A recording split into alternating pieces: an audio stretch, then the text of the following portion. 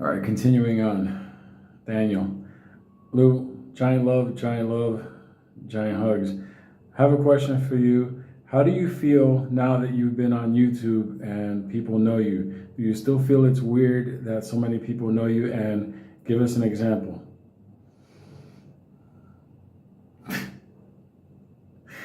2 seconds.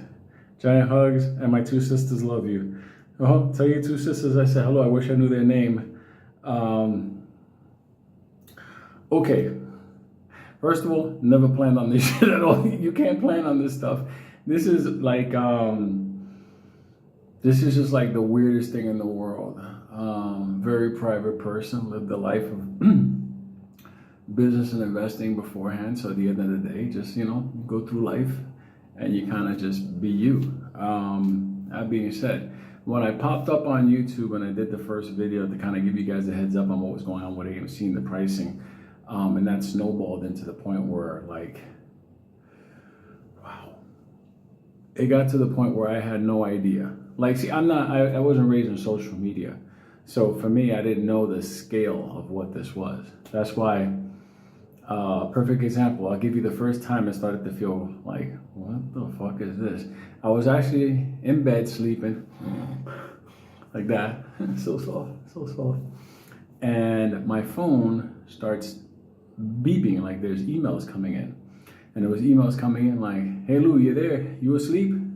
Wake up, put out a video. And I was like, I didn't know that my email was tied to the YouTube channel.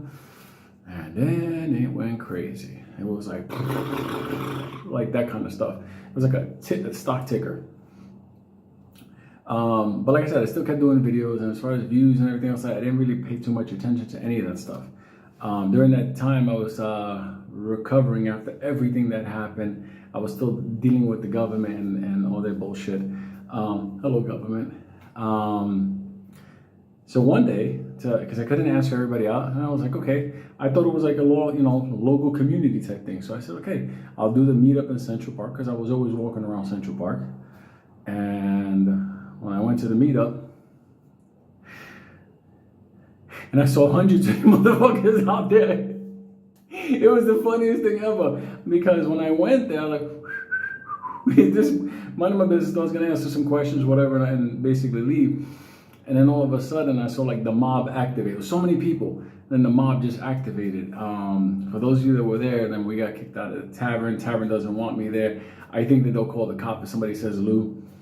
And then we took over the backside towards the Great Lawn, and it was a bizarro day. I mean, we had everybody there. We even had a few cats from Goldman. We had feds there. We had, I mean, everybody. So many beautiful people. Probably one of the best days of my life. Just because it was all of us together. After that day was done, I kind of understood more or less like what happened, but I still saw us, like the people that were there. You guys knew it, like it was just basically me and you guys all together. It wasn't like, you know, like me up there. No, that bullshit. You know me. I'm not that way. I'm not full of shit. Afterwards, it continued to snowball to the point where I started to see the bigger audience. The bigger audience was certain individuals offering me, obviously, hey, I like what you're doing. We'd like to talk about, you know, business opportunities, that kind of stuff. Certain people, certain entities, pretty large entity. Leave it at that, but the email's still out there. Hello, scary South African motherfuckers. Anyway, that being said, but to a point, people understood. I didn't take any money from anybody. I didn't do any of that stuff. I just basically was me, because I did my life. I did my plays. I do my investment. I do my life. I got my holdings. I'm just fine. This world of YouTube was something I was involved in because of a play I was involved in. I didn't get on YouTube, then get into a play. I was already in a play. And I was like, oh my God, these people don't know what's going on. They're fucking them. They're parking their orders. These are the price. And then obviously things started unraveling, and I got deeper and deeper and deeper. And then, look, I had the feds. Okay, you could even fact check with Elk Spaghetti. I had the feds show up to my fucking house to tell me to tone it down with the shit that I'm putting out there. That's when you start knowing, okay? That's when you know that your reach is going everywhere, okay? And what was it, Fox Business? When this chick, I forgot her name, when she went, I was like, holy shit, here we go. And then we got Elon with Kneel Before Zod. I'm like, holy shit, Elon's in the crew.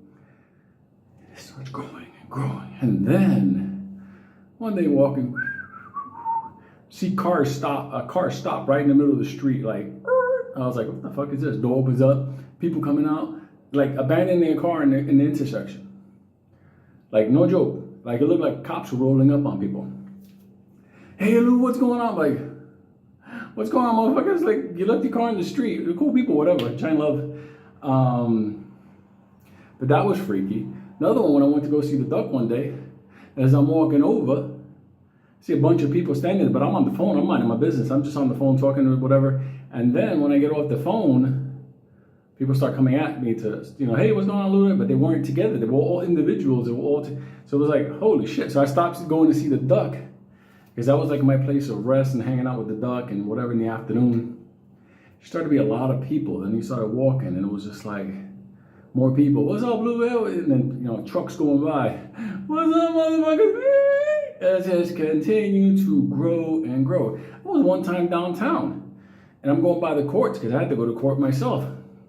A bunch of cops and their court officers and everything like that come walking over to me. I'm like, me? I don't give two fucks. I'm like, what the fuck you motherfuckers want? They're like, Lou, what's going on? It's like, holy shit. Freeze. It continued to snowball to the point where, I'm in Times Square and you got people saying, Lou, and it's like that kind of stuff. Restaurants. I got hugged in a restaurant. That was the weirdest thing. I was picking up some food, whatever like that. And it was just like family and stuff. I love everybody. I got people, you remember, I forgot. Him and his brother, the best. They pulled the car. You remember the video on the other channel? Talking in the street. They almost hit that Chinese guy that was going across the street with the shopping cart. They're like, what's going on? We got this. And then it continued and it just didn't stop. Airports, overseas, walking, whatever. It gets to the point where, but the one thing I can say is all the people, beautiful, wonderful people, because it's a giant family. I don't consider myself to be popular, famous, or anything. I'm just a regular dude. And the thing is, a lot of people see me, they laugh at me, we have a giant family. But has this grown beyond what I thought it was going to be? Absolutely. Because I run this channel like my instant messenger with you guys. I don't care about that. The last channel, I clipped the last channel because I got into a battle with YouTube regarding the and certain guidelines and yada yada and bullshit. And they're like, you can go inside and you can delete certain videos and you can do that. And I just said, you know what? Go fuck yourself. Elk remembers this stuff. It was because I was fighting with the pharmacy in my neighborhood. I told them all to go fuck themselves. And then not for nothing, just Google didn't like that. So it was the parent company and then YouTube and then whatever. So I said, to make it easier, I deleted every fucking thing. I'm like, you ain't gonna make no money off of that. I just deleted the channel. Nobody does that. Nobody on YouTube will delete a channel that has like 75 million views and the 80. But the thing is, I don't give a fuck. Why? Because this is not my world. I got my holdings, I got my stuff, whatever. And at the end, look what we're doing with X-Force. Do you think that's not significant in my life? Of course it is. That coin goes into like a fucking $100. I'm gonna be like fucking Bill Gates out here. That's important. You guys are gonna make money. We're all gonna make money. That's what's important. This platform can come and go. It doesn't matter. I made a giant family. People in hospitals, like staff people coming up to me. What's up, Lou? This is the hospital you were at. I knew you were coming here. Like people know. It just gets to the point where I've been blessed because I met all of you, and I promised to do a meetup with everybody. And we're gonna do the Punta Cana thing, or maybe something else. We'll take over some amusement park. Don't think about it as me. It's an us. We just haven't had our time to be all us together. That's what's important. This don't mean nothing. This don't mean nothing. At the end of the day, all this shit goes by like that. My grandfather said something to me. And he told me this because I had a person as a kid and people like being around me. And he says, there's one thing I want you to remember. You saw it all the time. There's a difference between becoming famous and there's another thing, becoming important to people that matter. You decide, because fame don't last. Being important to the right people is timeless. That's what matters. If I assist you motherfuckers in making money to save your families and help your kids and everything like that, a little strand of me will always exist in your bloodline in life. And that is being important. So with that, I'll answer the rest of the emails tomorrow morning. Giant love, everybody. Good night. Oh, and for the nostalgia's sake,